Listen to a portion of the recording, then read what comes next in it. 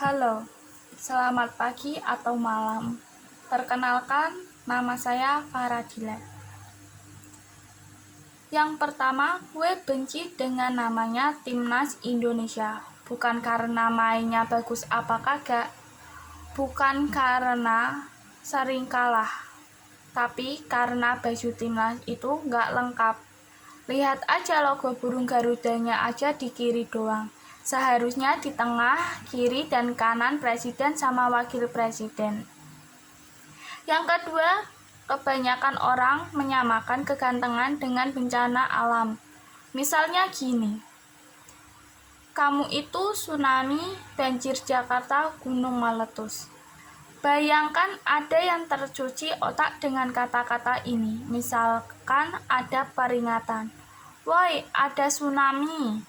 Si semprul ini ngejawab, "Wah, iya, gue ini tsunami, banjir Jakarta, gunung meletus."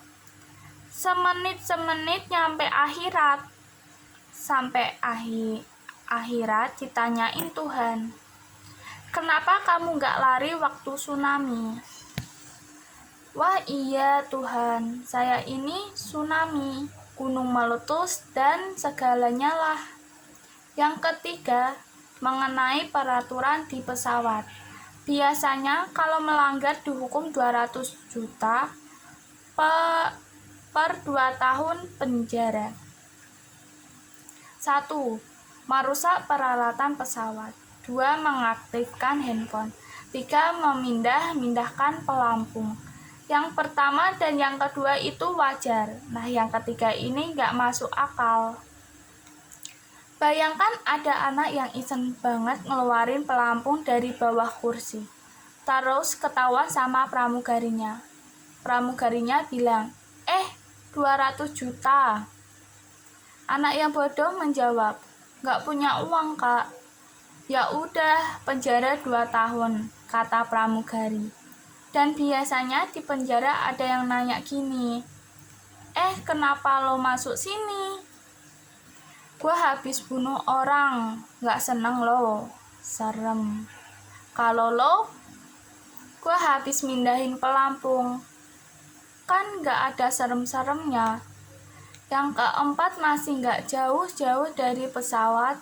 Biasanya pramugari kalau mempraktekkan fitur keselamatan selalu tersenyum. Seharusnya panik dong, masker akan keluar, pelampung ada di bawah kursi dan pintu darurat ada di sana. Bayangkan kalau ada orang yang tercuci otaknya gara-gara pramugari ini. Misalkan ada kecelakaan, yang lain pada lompat ke laut, nah si semprul ini tetap duduk pas ditanyain kok nggak panik. Dianya jawab, "Pramugari tidak mempraktekkan cara melompat. Kalau Bapak mau melompat silahkan saja," sambil tersenyum. Dan juga pramugari itu sopan banget, ngapa-ngapain pakai permisi. "Permisi mas, boleh tegakkan sandaran kursinya?" Padahal tanpa permisi pun kita sukarela aja ngikutin. Dan bayangkan ada orang yang tercuci otak dengan kata-kata permisi ini. Biasanya kalau ada maling, dia pasti ke rumah target. Terus maling, kalau yang tercuci otaknya lain lagi, dia bakal ketuk pintu dulu.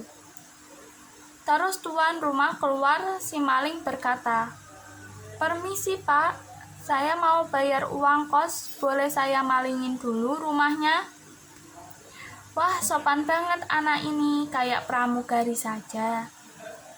Saya tidak bisa menolak, akhirnya tuan rumah memperbolehkan si maling ini memaling rumahnya. Masih soal kata permisi pramugari. Kalian kebanyakan nggak kalau pramugari ini bicara dengan orang yang rese jadinya kayak gimana? "Permisi mas, boleh tegakkan sandaran kursinya?" Sopan pramugarinya.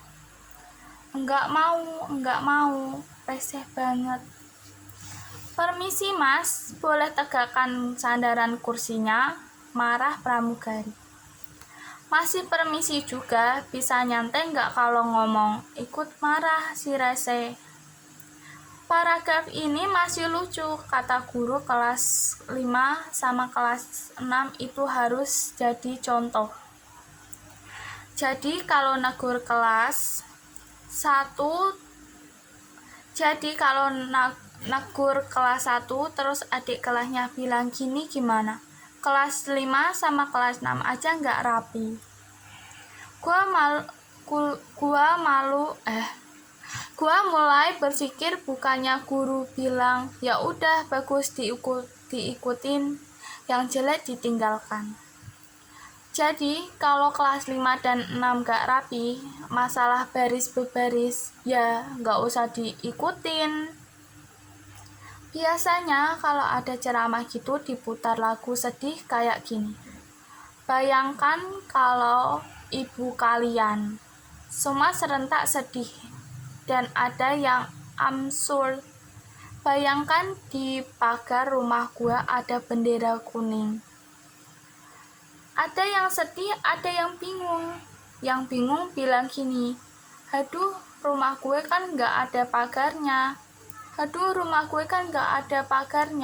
Sambil garukin kepala saking bingungnya. Lo tahu nggak kalau ada tulisan sobek di sini di sambal kemasan saset?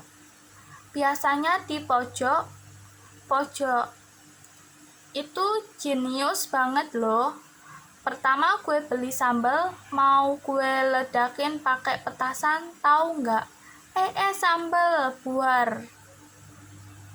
Gue mau banget ketemu sama orang yang nulis gini. Bro, lu yang nulis sobek di sini. Thanks you, bro. Sumpah ini jenius banget, sobek. Siapa yang kepikiran dan dia kasih tahu di mana, bukan di depan, belakang, tapi di sini. Sekian dari saya.